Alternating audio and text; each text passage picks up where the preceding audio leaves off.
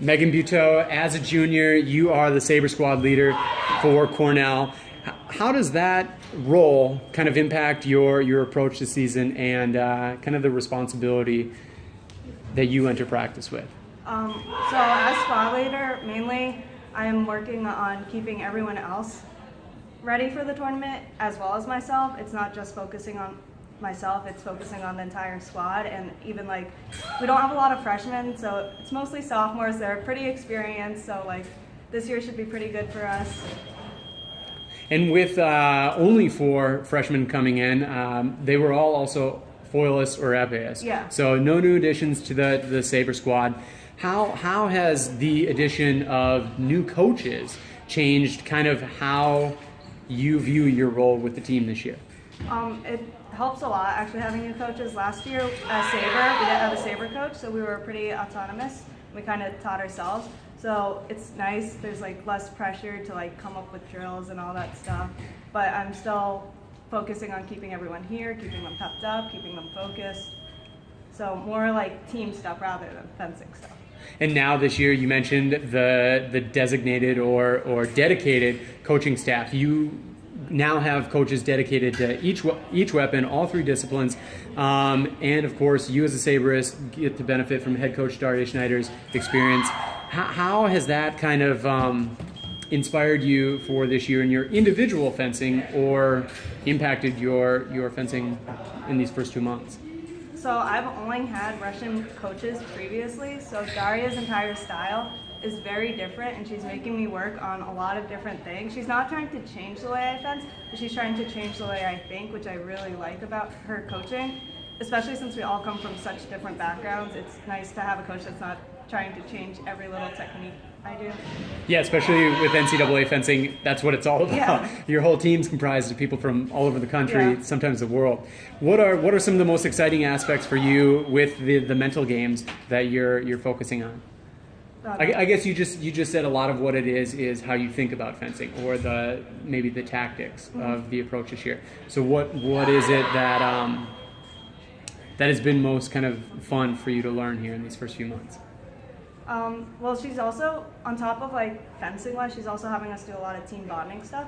So that stuff's all been really fun. It's working a lot more on communication. The fencing stuff has been working more on me slowing down. I'm a very fast-paced person. I'm Sabre. I used to run short distance track.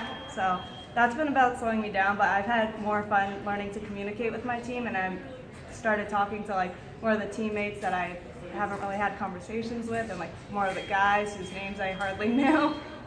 And to both of those points, both on the team side, as a leader of this squad, a couple of weeks ago, you guys had a simulation team event. How'd that go for you?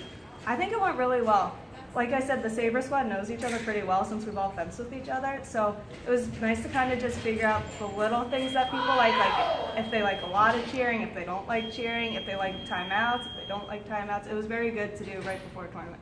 And especially with the Penn Elite coming up next weekend, what types of things did you pick up on that you're now trying to work with your teammates on approaching next week? Do you mean skill-wise or like? I guess anything, as a squad leader, however you interpret your role. You mentioned kind of focusing on team dynamic, communication.